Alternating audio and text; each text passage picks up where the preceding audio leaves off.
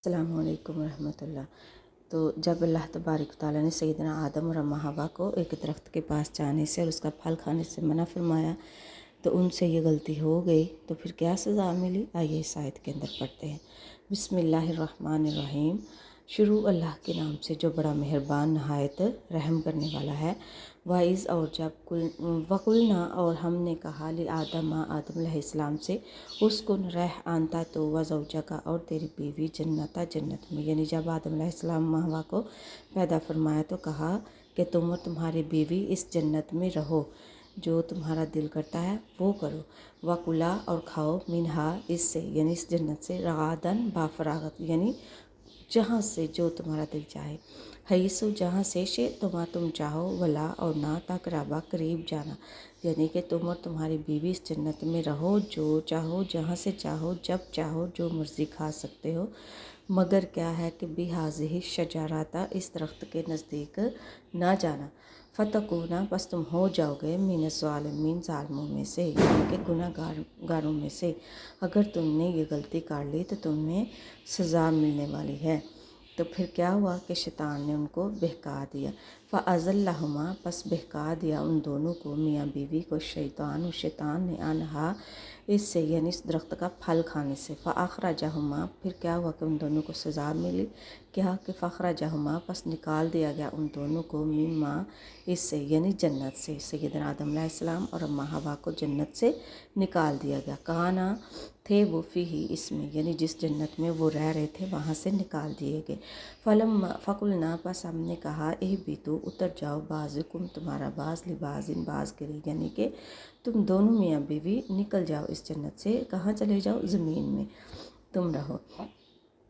अदुवन ये तुम्हारा दुश्मन है, वाज़े वलाकुम और तुम्हारे लिए, फ़िलार्ज़ि ज़मीन में, मुस्तक़र्रुन ठिकाना है, मताउन और सरो सामान, यानी कि तुम्हारा ठिकाना, यानी घर, जो ज़मीन को फ़र्श बनाया, आसमान को छत बनाया, इसमें रिज़्क फलों का दिया, और फिर तुम्हारा दुश्मन भी दे दिया तुम्हारी आज़माइश के लिए। और फिर उसके बाद क्या है कि इलाहीन मताउन सरो सामान है। इलाहीन एक मुकर्रर वक़्त तक, यानी वो मुकर्रर वक़्त से मुराद क्या है कि क़यामत के दिन तक तुम्हारे लिए सरो सामान और खाने पीने की अशिया और हर चीज़ का बंदोबस्त कर दिया गया है।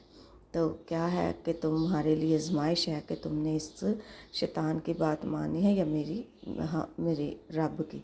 फ़तलक का पास सिखा दिए आदम अलैहिस्सलाम को मिन रब्बी ही, उसके रब की तरफ से, कलामातिन चंद कलामात, यानी कि वो दुआ जो कि सैयदना आदम अलैहिस्सलाम को जन्नत से निकाला, ज़मीन पे भेजा, तो अल्लाह तबारक व तआला ने उनको एक कलमात यानी दुआ सिखाई जो कि 8वें पारे के अंदर है। तो अल्लाह तबारक व तआला ने उस दुआ के ज़रिए फिर आदम अलैहिस्सलाम की दुआ को कबूल किया। फ़ताब वापस वो लौट आया अलैहि आदम अलैहिस्सलाम पर, इन्नहु बेशक हुआ वो तव्वाबुर रहीम, तौबा कबूल करने वाला, रहम करने वाला है, यानी कि अल्लाह के अलावा कोई तौबा कबूल नहीं कर सकता और ना ही कोई रहम कर सकता है। तो फिर आगे फ़कुलना बस हमने कहा इह बितु उतर जाओ, मिनहा इससे, यानी इस जन्नत से, जमीयन सारे के सारे। फ़इम्मा बस अगर यातिकुम आ जाए तुम्हारे पास मेरी तरफ से, यानी कि जब कोई तुम्हारे पास मेरा पैगाम लेके कोई नबी या रसूल या कोई पैगंबर आए तो तुम्हारा क्या हक़ है कि तुमने उसकी बात को मानना है, उसकी अताअत करनी है, उसकी फर्माबरदारी करनी है। मिनकुम तुम्हारी तरफ, मिन्नी मेरी तरफ से, हुदन कोई हदायत आ जाए, फ़मन यानी कोई किताब कोई निशानी आ जाए, फ़मन पास जो तबिया पैरवी करेगा हुदा या मेरी हदायत की, फ़ला पस नहीं खौफुन कोई खौफ, अलैहिम इन पर, यानी कि जो अल्लाह की तरफ से आई गई निशानियाँ होंगी या कोई पैगंबर रसूल नबी जो भी आया होगा अल्लाह की तरफ से पैगाम लेके, तो हमारा हक़ है कि हम उसको सच माने और उसकी पैरवी करें। तो फिर हमारे लिए क्या इनाम होगा कि खौफुन कोई डर नहीं, अलैहिम इन पर, वला हुम और ना ही वो यहज़नून गमगीन होंगे। क़यामत के दिन वो बिल्कुल भी परेशान या गमगीन नहीं होंगे। अल्लाह तबारक व तआला ने उनकी सेफ्टी का, हिफाजत का पूरा ज़िम्मा लिया हुआ है।